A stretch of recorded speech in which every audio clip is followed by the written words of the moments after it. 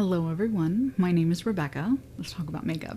Today I'm bringing you my August update for my ColourPan Project Pan. This is a Pantastic Ladies Collab that was created by Misty at Misty Pans to help us get a little bit better use out of our Colourpop / Fourth Ray Beauty / Soul Body collections. I will link Misty and the Pantastic Ladies Facebook group in the description box below.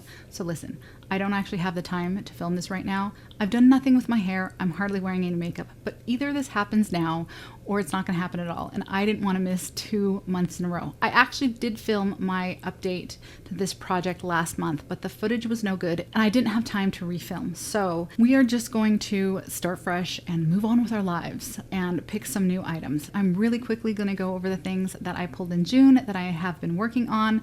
I have met my goals on everything except for one thing, but I'll get there. The 2 palettes that I was working on are my Colourpop, well obviously this is all Colourpop, my Going Coconuts palette and my 1111 palette. This one here she's kind of in bad shape. These 2 missing shades here are thanks to my youngest daughter when she was a little bit younger, and I actually broke this shade in June. And I lost most of the pigment out of this pan. I took what little I could salvage and pressed it back into the pan. There is actually such a thin layer of shadow in here that I'm surprised that I have not yet hit pan. So what I think I'm going to do going forward, because I have considered repurchasing this because of the number of shadows that I'm missing. However, I realized I have a lot of loose pans of Colourpop shadow that I depotted out of my Stone Cold Fox palette. And I know that one of them is a very close it's very similar to this shade here that I broke in June. And so I think I'm just going to swap those out, and then I'm going to pick a couple more that I feel are complementary to this palette and pop them in here in the missing spots. And then I will have a complete palette again. But in any case, I really do enjoy this palette. This is a really, really lovely, easy, neutral palette. I do find with the omission of this dark brown shade that the rest of these shades are a little bit on the lighter side for me. I don't tend to wear very light, barely there shadow looks. Mostly because if I want something that's just barely there, I tend to just not wear any eyeshadow at all. Sort of like today, I'm not wearing any eyeshadow. I just didn't have time. So I do really appreciate this inclusion of this dark brown. I do think that there was another brown in here that maybe wasn't as dark as this one, but was more of a deeper mid-tone brown. It was one of these 2. I think it was the Get Cracking one here. I think it was this one. But yeah, that has been gone for a long time. I really do love this palette. It's a little rosier than the That's Taupe palette, and if you know me, you know that I really do enjoy a rosy neutral. I went through both of these palettes in a No Pan Left Behind a sort of way, and I met my goal on all of them. This is the 1111 palette. I picked this up last November. This is also just a lovely, just soft, slightly rosy neutral palette. I love the inclusion of both warm and cool tones in this palette. I know that some people don't particularly like that. They like a palette to lean either warm or cool, but I personally really do love to create eye looks that have both warm and cool undertones in them, and so I do really appreciate a palette like this. These are really soft, easy neutrals with some really pretty shimmers in them, and this dusty, mauvey, grayish color here is just chef's kiss. Love this palette, really did enjoy it. I was also working on my Jelly Mush eyeshadow in the shade Bouquet. This was actually a roll through from May. I rolled this through from May, where I had only gotten, I think, 3 uses on it, so I needed 2 more. I actually ended up using it 4 more times. This is such a pretty shadow. I wish that the Jelly Much shadows had a little bit more longevity, although given their water content, it's not surprising that they dry out as quickly as they do. This one is really, really lovely. There's a little bit of complexity in this this shade that I don't feel like comes across on camera. It looks like just a very basic kind of rosy champagne color there, but there's more to it in person, and it is really pretty. I did enjoy this. I also had rolled in my BFF3 lip liner. It's just a little tiny nubbin of a lip liner here. I'm going to see if I can find a screen cap or something of it. I have lost this thing, and it's been gone for about 6 weeks now. I don't know what happened to it. I had a goal of using it 5 times. I used it 3 out of those 5 times before misplacing it. I think I put it in a handbag, but I have searched all of my purses. Can't find a thing. It is possible it fell out in the car. I don't know where it is, to be honest. I do not know. If and when I ever do find it, we will address it then. That was the 4th item that I was working on. The fifth item I was working on was this Colourpop Super Shock blush in the shade Drop of a Hat. I have been working on this since the beginning of the year. We have made so much progress on this blush. It is one of my favorite blushes of all time. It really gives me Luminoso vibes if Luminoso was just dialed up to a 10. You know what I'm saying? It's got that gold, it's got that peach. It's just so pretty, and I have really enjoyed working on this blush this year. I think we're going to be able to finish it. I hope we're going to be able to finish it. I will show you some pictures of how it was looking at the beginning of the year and the progress that we have made since then. So I have actually used this blush 29 times since my update back in June, and it is going to remain in this project until it is complete. So that's where I am with everything. Let's go ahead and roll some new products. So these are all of my ColourPop eyeshadow palettes, with the exception of the palettes that have already been through this project, and also my Dream Street Kathleen Lights and ColourPop collab palette, which is my Better Together Pan That palette this year. So I'm working on that one pretty hard in that project, so I don't feel the need to double dip in this one. So I have 7 more palettes to get through by December 18th. In order to have used all of my ColourPop palettes in this project. So if we continue to do 2 at a time, I should be able to get that done by the time this project is done. So let's spin for 2 of them.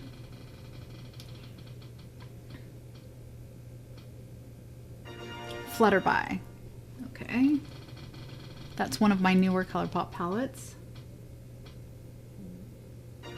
And Wild Child. Here are all of my non-eyeshadow palette ColourPop products. I'm going to go ahead and spin for 2 of these. All of these products have already been through this project earlier in this year, but I've ran out of products to use, so I put everything back into this wheel, and we're going to pick 2.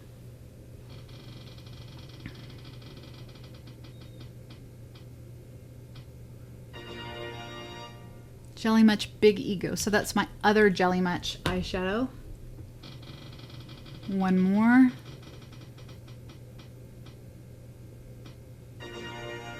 Lippy Sticks in Fab. Okay, I'm gonna go grab these products to show you, and I will be right back. Okay, I have everything in front of me. We're gonna look at my non-eyeshadow palette products first. This is my Jelly Much eyeshadow in the shade Big Ego. This is what it's looking like. We have a tiny bit of jar on the bottom of that. This is a really beautiful lilac green, slightly azure shade.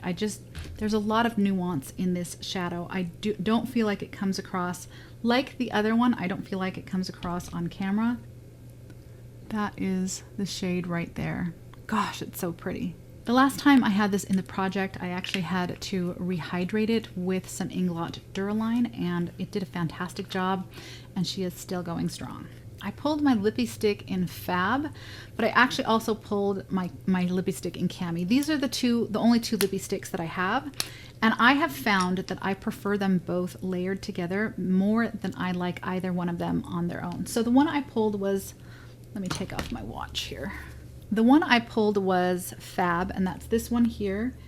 It's kind of a warmer neutral shade. And then I also have the shade Cami, which is a cooler, pinkier tone there.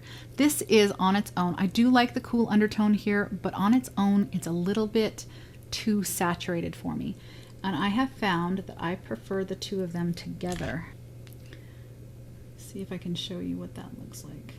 So that's Fab, that is Cami, and that is the 2 of them mixed together, which is just a beautiful shade and much more up my alley than either one of them on their own. So I'm going to go ahead and be rolling both of these in, and I will be using them together. My goal for each of these products is to use them each 5 times. I found that the 5 use goal is enough for me to really decide whether or not I really enjoy a product and evaluate its utility in my collection, without necessarily making it too difficult for me to reach my goals on the other makeup that I have in other projects. So the 2 palettes that I've pulled were Flutterby and Wild Child. So Wild Child is a really beautiful, kind of deep coppery brown palette.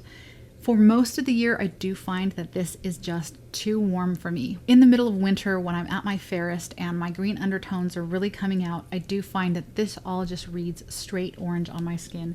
It is also very deep. So during the summertime, when I have a little bit more color in my skin, when my warmer overtone is a little bit more apparent, I think that this is the perfect time to get some use on this palette. So I'm gonna go ahead and swatch this for you. We'll swatch it from the top. This top row is Spotted, Fierce, and Ground Crew. So that's Spotted, Fierce, beautiful coppery metallic, and this is Ground Crew. I think you can see from there just how warm this palette is. Next we have Close Up, Lashes, which is a pressed glitter, and Grasslands, which is a sequin shade. So this is Close Up, a deeper coppery shimmer, so pretty.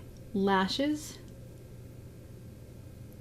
is the glitter. That's actually quite pretty as well. I don't know if it's pretty enough for me to want to endure the mess of a pressed glitter, but it is pretty. And last we have Grasslands here, which is a dark brown with a lot of gold shimmer running through it. I think you can see that there. If you don't prefer a sequin shade and would rather have a matte, using a fluffy brush in most cases I've found will make a sequin shade perform like a matte. And that's usually how I use these shades. Last row, we have Hard to Get, Clever Colourpop, Icon, and Feisty. Hard to Get, this is Icon, a very deep metallic. Last is Feisty, this deep, deep brown. This is almost a cool brown. I'd say it's neutral, slightly leaning cool. It reminds me a lot of the browns in my Glamlite Milk Chocolate Hershey's Kiss palette.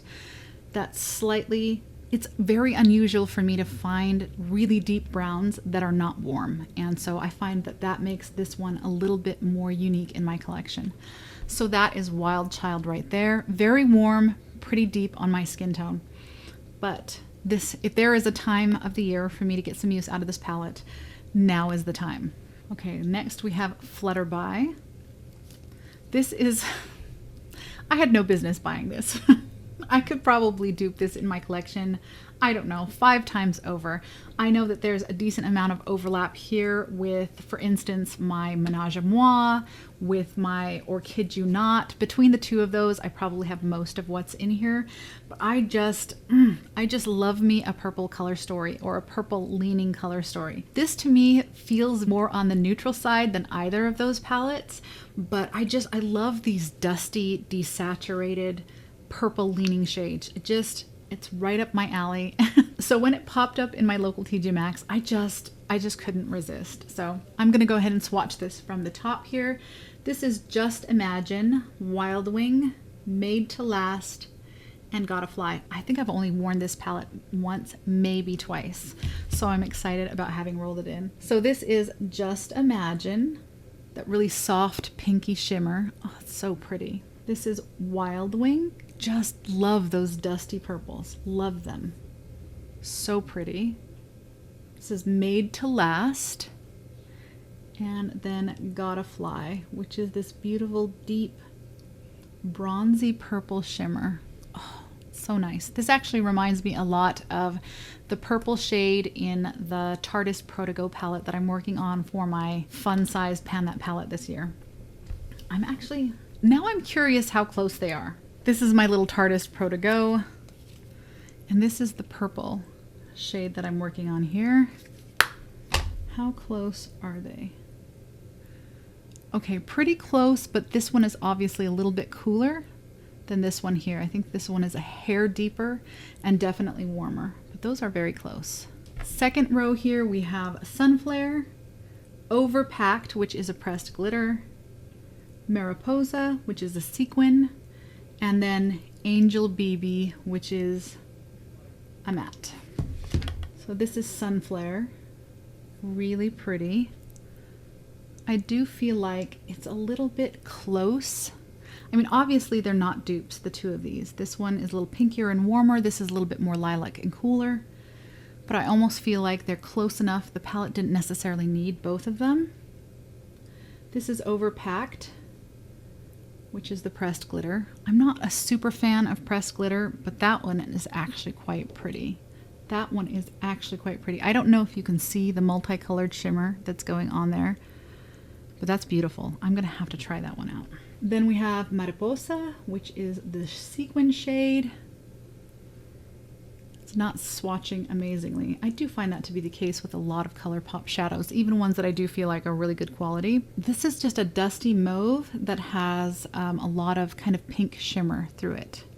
But I will probably be using that one as a matte. Last, we have Angel BB, which is a matte. That's how that one looks. Okay, man, I can't swatch straight to save my life. Okay, this is the best I can do, okay? Last row, I have Lush, Changes, okay, Getaway, and Float On. Getaway is a shimmer, and Float On is another sequin shade. So this is Lush,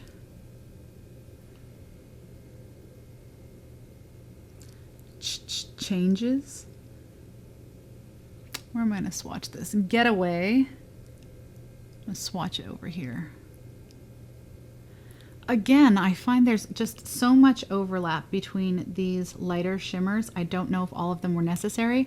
I do have to say though, I think this one, Getaway, I think this one is my favorite. I feel like it goes on super creamy and foiled, where I had to work a little bit harder to get these ones to show up. That is gorgeous though. And last we have Float On, which is a dark charcoal sequin shade. So that's a charcoal, I'm not quite sure, but I think the shimmers are more on the gold side.